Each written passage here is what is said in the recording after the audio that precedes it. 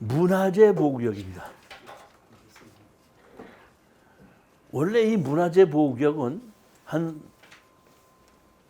4, 50년 전에 생겨나서 이 문화재 보호구역도 문화재하고 무조건 직선거리 500m까지 떨어진 것은 무조건 전부 다 문화재 보호구역입니다. 그렇게 해놓고 문화재 청에다가 여기다가 집을 짓겠습니다 하면은 문화재청에서 집을 지을 수 있는 문화재 보호구역인지 못 짓는 것인지 층수를 제한해야 되는지 이렇게 규제를 보고 얼마까지 할 수 있다 이렇게 규제를 해왔었는데 그 후에 한 10년 정도쯤 됐을 때에 다시 뭐가 생겼냐면 현상변경허가 대상구역이라고 생겼습니다. 이것도 문화재 보호법에 있는 건데 거의 대동소이한데 조금 다른 겁니다. 문화재 보호구역은 건물과 건축물을 규제하는 거예요. 예를 들어 볼게요. 사장님이 땅을 하나 갖고 있는데 어디에 갖고 있냐면 첨성대하고 50m 떨어진 곳에 갖고 있어. 첨성대 50m 떨어진 땅을 갖고 있어. 거기를 사용해서 돈을 좀 벌어야 되겠는데 문화재 보호구역이라기 때문에 건물도 못 짓고 공작물도 설치를 못해. 아무것도 못 하거든요. 그러니까 할 수 없이 뭘 할까 생각하다가 에이 여기다가 돼지나 길러야 되겠다고 돼지우리 만들었어. 문화재 보호구역으로는 건물이나 공작물을 설치하는 거는 못하게 해도 가축을 기르는 걸 못하게 하는 건 아니야. 그런 문제가 생긴 거예요. 문화재 보호구역 가만히 보니까. 그러니까 이런 것도 막아야 되겠다고 해서 현상변경허가 대상구역으로 만들어 놓고 현상변경허가 대상구역은 가축을 기르는 행위, 간판을 만드는 행위, 나무를 심는 행위, 물건을 쌓아두는 행위, 악취가 나는 행위, 진동을 하는 행위, 물구덩이를 파는 행위 이런 모든 현재에 있는 현상을 변경하는 것은 무조건 다 뭘 받아라? 허가를 받아라. 이것이 현상변경허가 대상구역입니다. 즉 예전에 있던 문화재 보호구역을 한층 더 강화시킨 겁니다. 제목은 보면 더 약할 것 같은데. 이해가 가셨죠? 네. 그러면 토지용적 확인을 봤더니 현상변경허가 대상구역으로 나와 있죠? 네. 그렇죠? 그럼 여기 현상변경허가 대상구역으로 나와 있으면은 규제를 받는다는 거야, 안 받는다는 거야? 규제 받는다는 거. 많이 봐. 제가 먼저 시간에 얘기했죠. 문화재 보호구역이면 문화재 보호구역 어떤 홈페이지로 들어가서 저 번지수를 치게끔 되면 현상변경허가 대상구역이라 하더라도 규제가 있는 현상변경허가 대상구역이 있고 규제가 안 받는 현상변경허가 되거든요. 왜냐하면 문화재에서 500m 떨어진 건 전부 다 현상변경허가 대상구역 또는 문화재 보호구역이에요. 근데 500m면 멀어에 가까워요. 그럼 문화재와 직접 보이지 않는 중간에 뭐가 가로막히고 있는 것도 500m 안에 들어갈 수 있죠. 네. 그럼 이미 다른 건물이 가려져 있어서 문화재가 보이지 않는데 거기에 무슨 간판을 세우면 안 된다, 뭘 하면 안 된다, 그럴 일이 있다 없다. 그러니까 다시 말하면 무조건 다 하는 것이 아니라 문화재 홈페이지 들어가 보면은 무슨 규제를 어떻게 받는다고 나오는 땅이 있고 안 나오는 건물도 있다고 말씀드렸잖아요. 그걸 찾아봐야죠. 어디로 들어간다? 문화재 홈페이지로 들어간다. 제가 먼저 시간에 그 문화재 홈페이지에 들어가는 거를 설명드렸는데 안 드렸어요? 문화재 공간 정보. 그렇죠. 문화재 공간 정보 서비스 들어가서 규제 받는 걸 찾아 들어가게끔 했지 않습니까? 거길 들어가 보면은 규제를 하는 것도 있고 안 하는 것도 있습니다. 제가 보면은 10번을 찾아 들어가 보면은 8번은 규제를 안 해요. 2번 정도만 규제를 하지. 그러니까 규제를 하는 것이 그렇게 많지가 않습니다.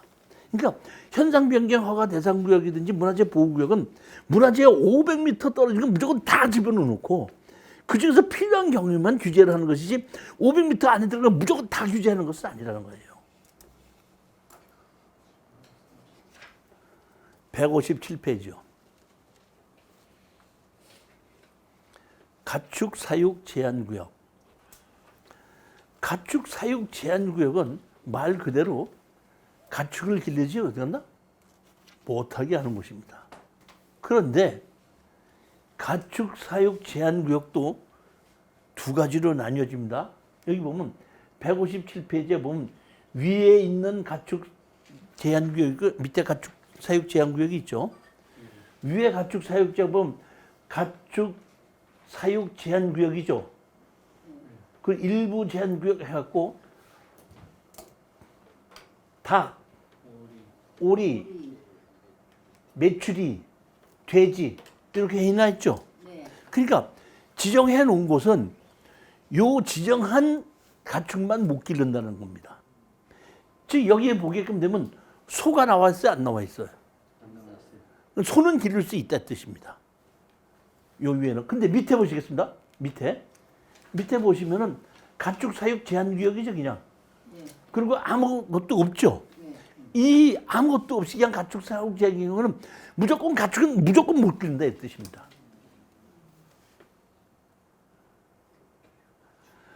여기 가축 사육 제한 구역을 보면 시장, 군수, 구청장은 제1항에 따라 지정고시한 구역에서 가축을 사육하는 자에게 축사 이전, 그 밖에 위해 제거 등 필요한 조치를 명할 수 있다.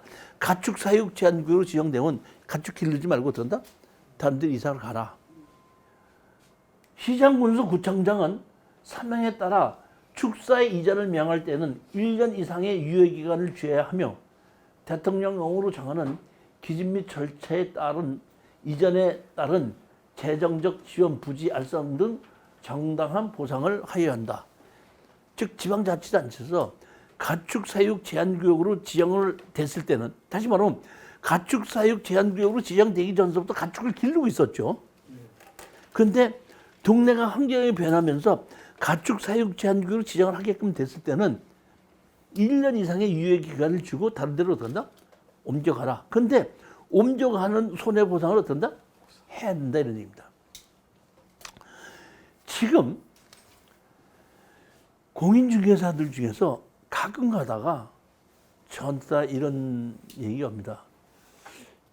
교수님, 소를 좀 기를 수 있는 땅이 좀 싼 땅 나오는 게 있으면 한 2, 3천 평짜리 나오는 거 있으면 소개를 좀 시켜주십시오. 이렇게 얘기를 하거든요. 그러니까 다시 말하면 이 도시가 도시 지역으로 이렇게 확정되면서 가축 사육 제한 구역으로 지정돼 갖고 할 수 없어서 그런다? 이사를 가야 되는 사람이 많죠. 그런 사람들이 조금 멀더라도 가축을 기르는 걸 그동안 업으로 했었기 때문에 그 글로 가려고 하더라고요, 보면. 근데 그렇게 가축을 기르던 것을 소를 몇백 마리 기르던 사람이 옮겨갈 수 있는 곳이 이렇게 많지가 않더라는 거예요. 그러니까 우리는 가장 중요한 것은 뭐냐면 땅을 보고 농지를 볼 때 농업진흥지역에는 개발을 못하죠. 네. 가격이 싸죠. 근데 농업진흥지역이라도 가축은 길러 못 길러. 기를 수 있는 데가 있고 뭐. 가축은 기를 수가 있다 이런 얘기입니다. 축사는 지을 수 있다는 얘기거든요. 그러니까 농업진흥지역이라고 하더라도 가격이 떨어지고 축사를 기를 수 있는 그런 땅이 있다 그러면 눈여겨보고 아 내가 이거를 사서 가축을 기르는 사람한테 매도를 할 수 있다 할 때는 사둘 수 있다 이런 얘기죠. 즉 땅이 농지가 가격이 많이 떨어졌을 때는 축사로 쓸 수 있는 거 없는 걸 한번 생각해 보고 반드시 개발을 하지 않고 축사만 길러서 그런 사람들이 있다가 이사를 가게끔 할 수 있는 곳이라 그러면 한번 좀 해볼 만도 하다 이런 얘기죠.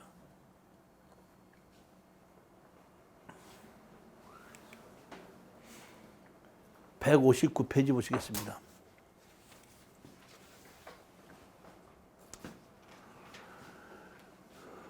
과밀 억제권력, 성장관리권력 및 자연보존권력 이런 것이 나오는데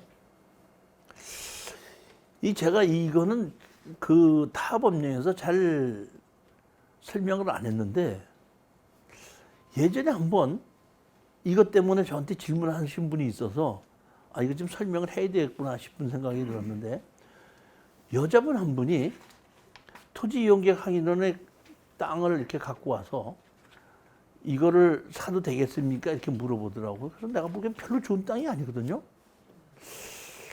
근데 내가 물어봤어요. 이걸 왜 사시려고 생각을 하셨습니까? 했더니 성장관리권력으로 돼 있는 거야. 토지이용계획 항의론에.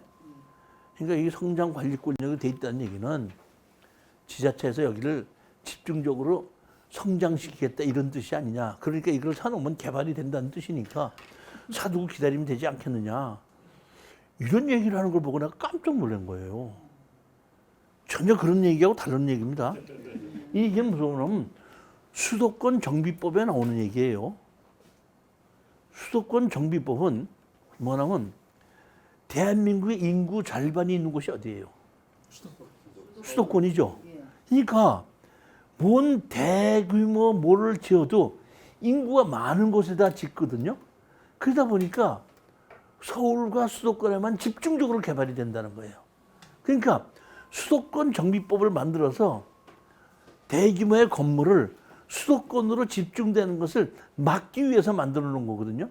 그러니까 여기 보면은 수도권은 서울과 경기도는 무조건 이 세 개는 하나씩은 무조건 다 있는 거예요.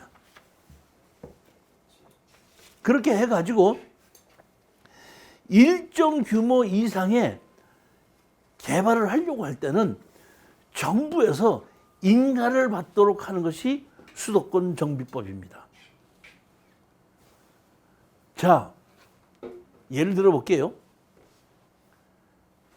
연세대학에서 분교를 짓겠다 그랬어. 어디에? 경기도에.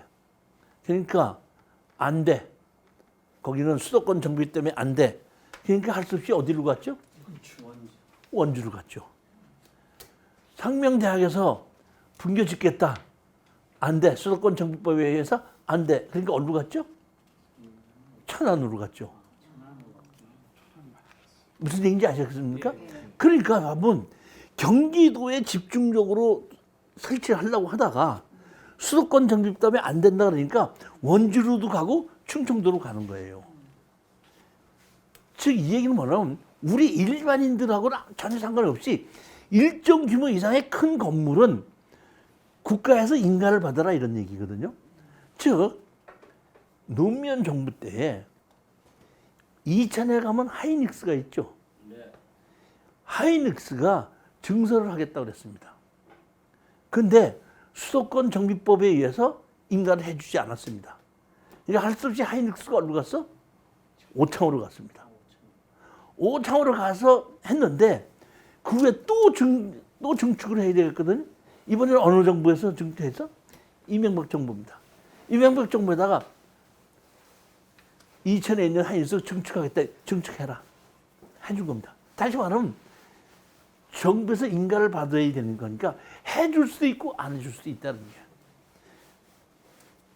그러니까 수도권 정비법에 의해서 저렇게 세 가지로 나누어 놓고 정부에서 뭐 한다? 인가를 받아라 하는 것이 수도권 정비법입니다. 예전에 김문수가 경기도지사 했었네? 김문수가 경기도지사 했을 때 뭐라고 얘기하냐면 세상의 악법 중에 악법이 수도권 정비법이다. 뭐만 좀 하려고 하면은 어떤다? 수도권 정비법이 갈아막는다. 그러니까 보면 경기도지사 입장에서 보면 악법이지만은 충청도나 원주나 이런 데서 보면 서울이 못하기 때문에 자기네들은 오죠. 그쪽에서 보면 아주 좋은 법이죠. 그러니까 국가가 발전해야 되는데 수도권으로만 너무 집중되는 것은 잘못되기 때문에 수도권 정비법을 만들어 놓고 수도권에 들어오는 큰 건물은 인가를 받도록 하는 것이 수도권 정비법입니다. 그러니까 우리 개인 일반인들이 투자하는 데는 수도권 정비법은 아무 관계가 없는 규모라죠. 165페이지 보시겠습니다. 이번에는 상수원 보호구역이 나오는데 이 상수원 보호구역은 수돗물에 관한 것은 규제는 여러 가지 법이 같이 만들어져 있기 때문에 저 상수원 보호구역이 아니라 여러 가지 법을 같이 어울려서 제가 설명을 드리겠습니다. 예전에 강남이 개발되기 전에는 서울의 수원지가 노량진에 있었습니다. 강남이 개발이 되고 아파트가 집중적으로 지어지면서 노량진 수원지를 가지고 서울 시민의 물을 공급할 수 없으니까 81년도인가에 팔당댐을 상수원 수원지로 해서 노량진에 있던 걸 옮기게끔 됩니다. 그러면서 거기서 수돗물을 공급해야 되다 보니까 팔당 주변을 전부 다 상수원 보호구역으로 묶었습니다. 자 보시면 팔당댐이 이렇게 있고 이쪽에 보면 댐이 있으면 가서 보시면 여기 요만큼이 수원지고 여기 수원지를 하는 여기 곳이 여기 있습니다. 이렇게. 그래 놓고 이 옆에를 뭘로 말해? 상수원 보호구역입니다. 상수원 보호구역으로 지정을 해놨는데 여기서 문제가 무슨 문제가 나면 상수원 보호구역으로 지정되기 전서부터 상수원 보호구역에 걸쳐 있는 도시가 있죠. 그러면 상수원 보호구역으로 지정했을 때는 건물을 일정 못 짓기로 했는데 이미 도시 지역은 건물을 지을 수 있어야 되죠. 그렇지만 상수원 보호구역하고 어떻게 걸쳐 있게끔 되는 겁니다.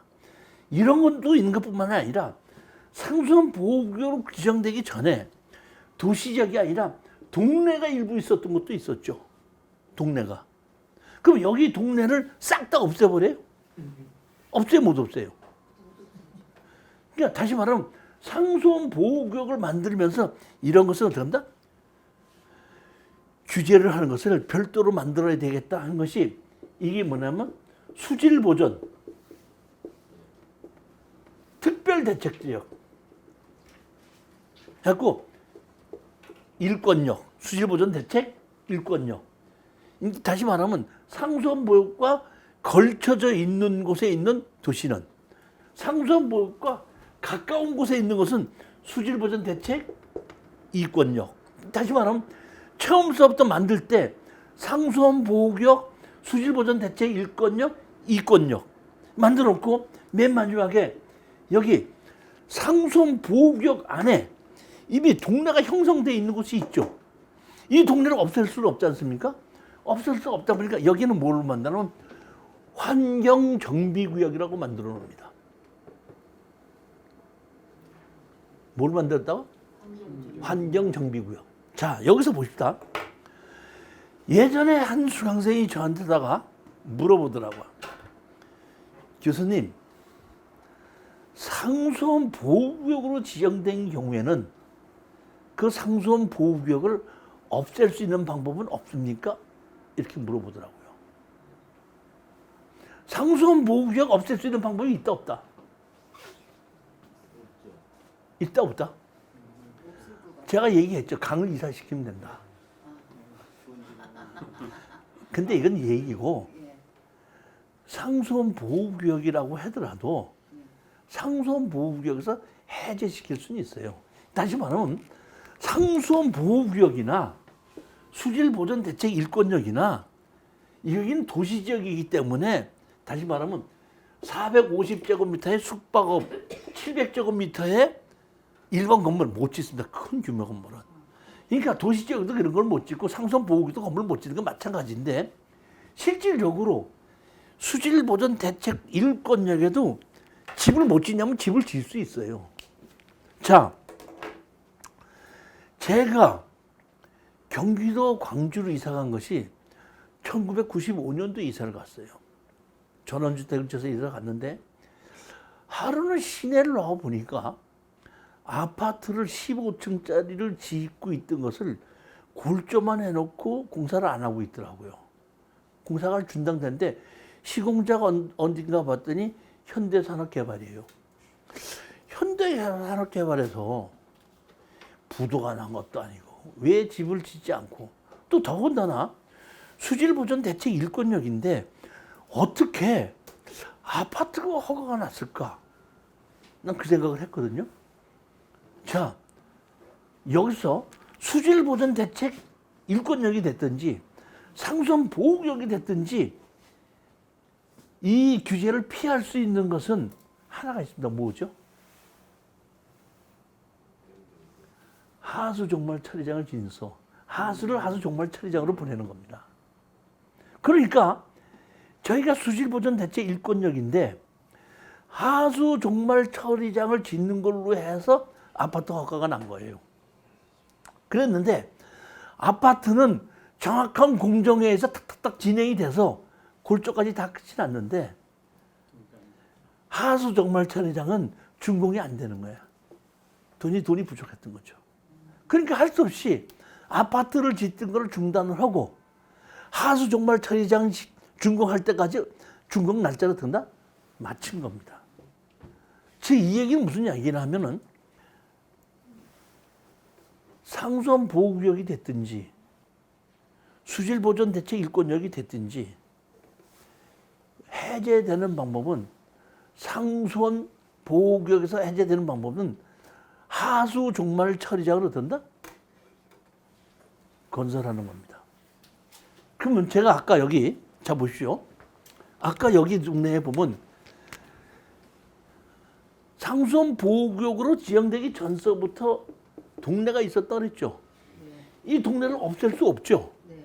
그러다 보니까 이 동네를 위해서 하수 종말 처리장을 이 동네에다 하나를 지어주는 겁니다. 그래서 대규모 건물은 못 짓지만은 여기에 있는 곳에서 개인적인 주택이나 근린생활시설은 지을 수 있도록 만드는 것이 이게 뭐예요? 환경정비구역입니다. 이해가 가셨습니까?